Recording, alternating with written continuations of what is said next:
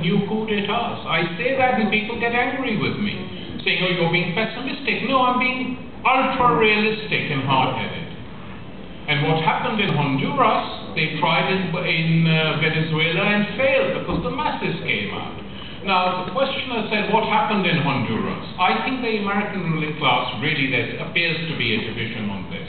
Because Hillary Clinton, the Secretary of State, was in Honduras the week before the coup, met the judiciary and told the judiciary, if I were you, I wouldn't agree to legalize the referendum that is taking place. She said that.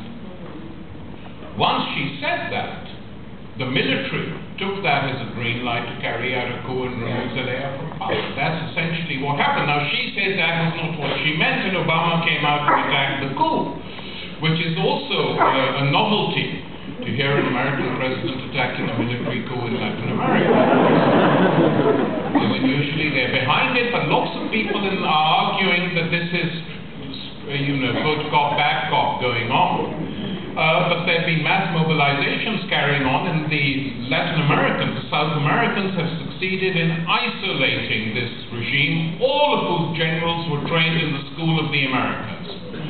American camps, schools where they train how to carry out coups, torture, kill, imprison, etc. But I think that they will be defeated ultimately. I don't think that they can last that long, because the tide of history is against them. And the Latin American continent, from that point of view, offers extremely interesting possibilities for other parts of the world as well, especially the Middle East, but not just the Middle East, large swathes of Asia and Africa, on creating a transitional change to something bigger in the times to come. So the 21st century isn't all bad from that point of view, if you look at it globally.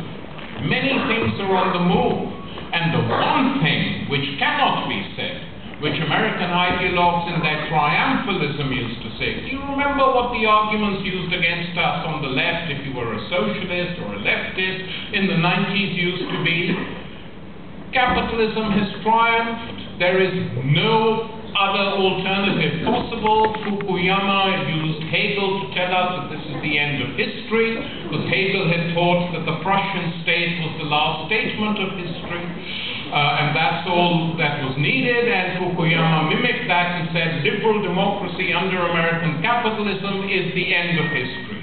He didn't mean history had ended. That is a mistake. He meant there were no other real alternatives.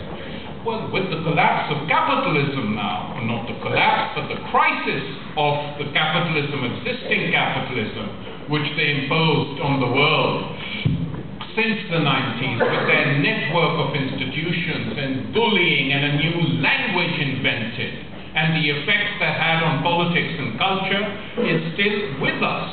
And it will take time to fight against this. So one can't be too impatient, because you can't be voluntaristic.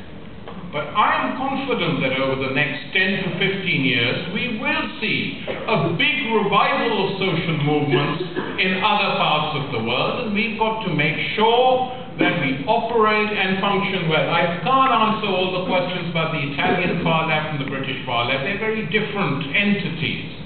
Italy had one of the largest mass communist parties and labor movements in Western Europe after the Second World War. Britain didn't. Social democracy captured and hegemonized the labor movement here. That hegemony is about to be broken. It's very clear. And after the big defeat of New Labour, which I think will happen, and I'll be blunt with you, not going to mince words here, I think they deserve to be defeated. I really